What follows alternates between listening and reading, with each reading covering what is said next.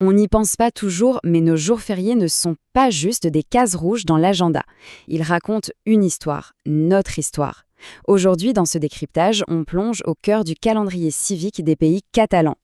L'idée, c'est de comprendre comment une simple succession de dates réussit la prouesse de bâtir et de cimenter toute une identité collective. On va voir que rien, absolument rien, n'est laissé au hasard. Et pour décoder tout ça sans se perdre, on va s'appuyer sur 4 piliers bien précis. D'abord les fondations des régions, ensuite les batailles et les défaites, puis les symboles d'unité culturelle et enfin l'hommage aux grandes figures historiques. Mais avant d'aller plus loin, posons les bases. Un calendrier civique, qu'est-ce que c'est concrètement ? Eh bien, c'est loin d'être une simple liste de jours de congé. C'est en fait un système super structuré, une sorte de point d'ancrage pour la mémoire d'une société. Ça relie le passé au présent de façon cyclique. En gros, chaque date cochée est là pour rappeler d'où l'on vient, les épreuves qu'on a traversées et les valeurs qu'on a décidé de préserver ensemble. Allez, on attaque tout de suite avec notre premier grand axe, les fondations géographiques des régions. Ce qui saute aux yeux avec ces dates, c'est la façon dont chaque région ancre sa diada, sa fête régionale, dans des événements qui n'ont absolument rien à voir les uns avec les autres. Par exemple, pour l'Andorre, le 8 septembre, c'est une date très spirituelle avec Notre-Dame de Meritxell. Mais si on regarde du côté de la Catalogne ou de Valence, c'est une toute autre ambiance. On y commémore de lourdes défaites militaires, le 11 septembre et le 25 avril. Et la Catalogne Nord, elle, a retenu le 7 novembre, la date du fameux traité des Pyrénées de 1659, qui a acté sa séparation avec le Sud. C'est une vraie cartographie temporelle de leurs origines. Et c'est particulièrement flagrant pour les îles Baléares. Leur fondation repose carrément sur les grandes vagues d'expansion militaire du XIIIe siècle. De la prise de Majorque un 31 décembre à celle d'Ibiza en août, jusqu'à Minorque au mois de janvier, ces événements sont la porte d'entrée de ces îles dans une sphère historique commune. Ce ne sont pas juste de vieilles dates, c'est leur acte de naissance dans cette histoire partagée. Ce qui nous amène tout naturellement à notre deuxième pilier, les batailles et les défaites historiques qui ont marqué le territoire. Le calendrier fait un travail d'équilibriste assez incroyable. D'un côté, on y trouve des victoires retentissantes comme celle de Panissar en septembre 1285 contre les troupes françaises. Et de l'autre, on y grave des traumatismes profonds, comme le fameux traité des Pyrénées dont on parlait à l'instant. C'est la preuve absolue que la mémoire collective ne se nourrit pas que de victoires éclatantes. Elle se forge tout autant, sinon plus, dans la douleur des concessions territoriales.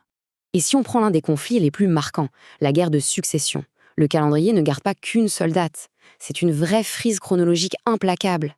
Ça commence avec le pacte d'Elzigatans en 1705, suivi de la bataille d'Almansa en 1707, où Valence perd ses privilèges, puis vient le siège de Cardona en 1711, pour finir tragiquement par la chute de Barcelone en 1714. Et c'est justement cette date de chute, de défaite, qui est aujourd'hui la fête nationale de la Catalogne. C'est fort nain. Dans la même veine, impossible de faire l'impasse sur le tristement célèbre Corpus de sang du 7 juin 1640.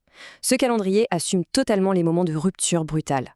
Cette révolte a été l'étincelle de la très dévastatrice guerre des faucheurs, un conflit tellement ancré dans les mémoires que son écho résonne encore à plein volume dans l'hymne national catalan actuel. C'est fascinant de voir comment une étincelle allumée il y a des siècles continue de brûler aujourd'hui. Heureusement, tout n'est pas que guerre et conflit. Passons à notre troisième point, les symboles d'unité culturelle. Et là, on change complètement de registre avec le 23 avril, la fameuse Diada de San Jordi. Loin du fracas des batailles, cette journée est une pure célébration de la langue et de la culture catalane. On y échange des livres, des roses. C'est un rappel super positif que l'identité d'un peuple, ça se construit aussi avec de la littérature, de la poésie et des traditions joyeuses. Et cette unité, elle se vit aussi physiquement sur le terrain.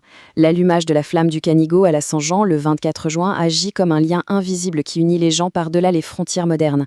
On retrouve la même énergie lors du grand rassemblement autour du pain aux 3 branches en juillet ou à la Plègue del Puy en octobre pour Valence. Ces événements transforment des lieux géographiques en de véritables cœurs battants pour toute la communauté. On arrive déjà à notre 4e et dernier pilier, consacré cette fois aux figures historiques. C'est assez poignant de voir comment l'identité nationale se resserre souvent autour du deuil de ces grands hommes. Le calendrier intègre ces figures au rythme des saisons. On pense à l'exécution politique de Luis Campañas, un 15 octobre, ou à la mort de Frances Magna, le jour de Noël.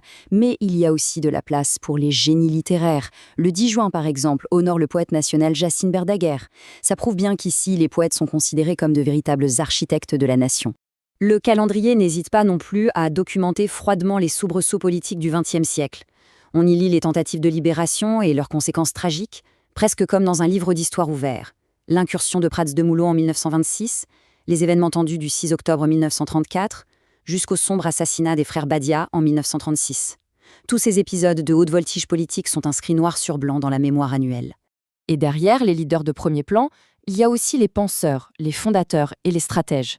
Des figures comme Joseph Denkos en février, Daniel Cardona en mars, ou encore l'historien Anthony Rovira et Virgili en décembre. Le fait de leur dédier des dates garantit que leur héritage intellectuel ne reste pas coincé dans les bibliothèques, mais continue de rythmer la vie civique et de se transmettre aux nouvelles générations. Bref, tout ça nous amène à une réflexion vraiment profonde. On vient de le voir, ce calendrier est un travail d'orfèvre qui jongle entre célébration, traumatisme et hommage.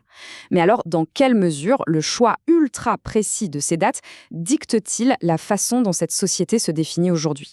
C'est une question passionnante qui donne clairement envie de regarder nos propres calendriers et nos propres jours fériés sous un jour complètement différent.